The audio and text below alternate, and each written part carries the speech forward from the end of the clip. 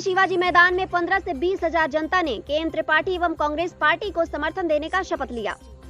खेतों में हरियाली व घरों में खुशहाली लाने का शपथ लिया केंद्र त्रिपाठी। प्रतिज्ञा यात्रा के समापन पर शिवाजी मैदान में गरजे केंद्र त्रिपाठी, कहा केवल नारों और जुमलों से देश आगे नहीं बढ़ता। प्रतिज्ञा सम्मेलन में कार्यकर्ताओं की भारी भीड़ ने फूल और माला से लाद दिया गया केंद्र त्रिपाठी को। अभी के समय में जनता और नेता दोनों को प्रतिज्ञा लेने की जरूरत, केंद्र त्रिपाठी। स्थानीय शिवाजी मैदान में प्रतिज्ञा यात्रा के 22वां दिन प्रतिज्ञा यात्रा के समापन के शुभ अवसर पर प्रतिज्ञा सम्मेलन का आयोजन किया गया, जहां डाल्टनगंज विधानसभा के विभिन्न प्रखंडों से हजार की संख्या में कार्यकर्ताओं का जनसैलाब उमड़ पड़ा।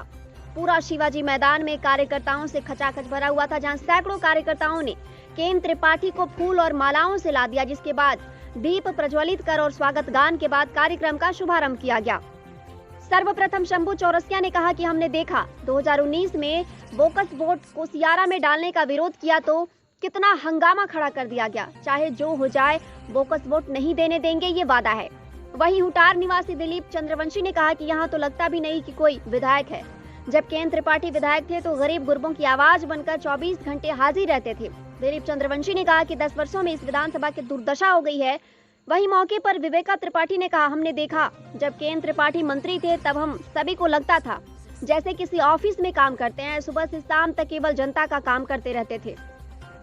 उन्होंने कहा, लोग पूछते थे कि आज किधर कैंप लगेगा, मगर अब यहाँ की जनता विधायक के कार्यों से क्षुब्ध और निराश है।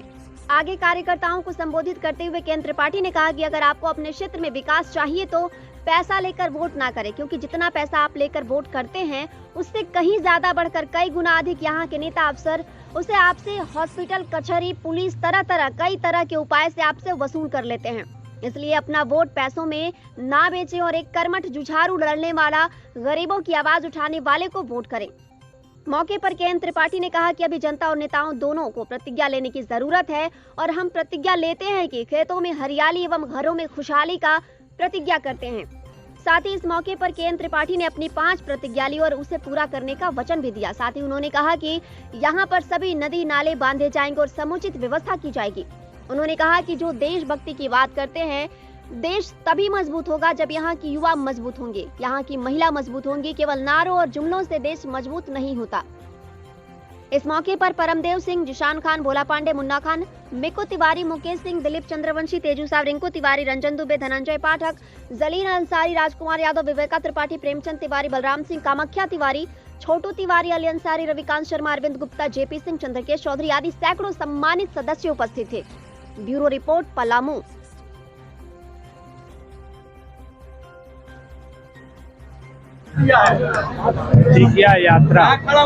प्रतिज्ञा यात्रा इसलिए है क्योंकि आज तक लोगों ने कई वर्षों तक, कई बरस तक सत्ता में रहे और यहाँ के लोग परेशान थे। न यहाँ विधि व्यवस्था सुधरी, न यहाँ सिंचाई के साधन उपलब्ध हुए, न यहाँ नवयुवकों के रोजगार के साधन उपलब्ध हुए, न नौकरी मिली, न बहनों के रोजगार मिले। पलामू अकाल और सुखाड़ से पीड़ित है। शहर पानी बिना त्राह कर रहा है। यहाँ का खास महल के लोग ऐसा लग रहा है जैसे कि ये अंग्रेजों के समय में गुलाम हो रहे हैं, क्योंकि पलामू के जो विधायक चुन के जा रहे हैं विधानसभाओं में लड़ करके इनका हक नहीं दे रहा। एक बार मैं भी गया था, 3 साल रहा, 2 साल राष्ट्रपति शासन रहा, विधानसभाएं नहीं चली और उन 3 वर्षों में हमने कुछ कदम में आगे बढ़ा। मैं तो विधायिका का रूल ही समझने में जब मैं समझा तब तक विधानसभा भंग हो गई, सस्पेंड हो गई और राष्ट्रपति शासन लगा। जब राष्ट्रपति शासन होता है तो मंत्री बना 6 महीने, उसमें जो कुछ कर सका दिन रात हमने किया, लेकिन अभी बहुत कसक बाकी है। पलामू की नीति का कर्ज चुकाना है, इसलिए एक बार फिर मुझे इसका नेतृत्व, पलामू का नेतृत्व आपने किसानों के लिए प्रतिज्ञा की, आपने गरीब लोगों के लिए प्रतिज्ञा किया। क्या यह प्रतिज्ञा आने वाले चुनाव के जीतने के बाद विधानसभा में?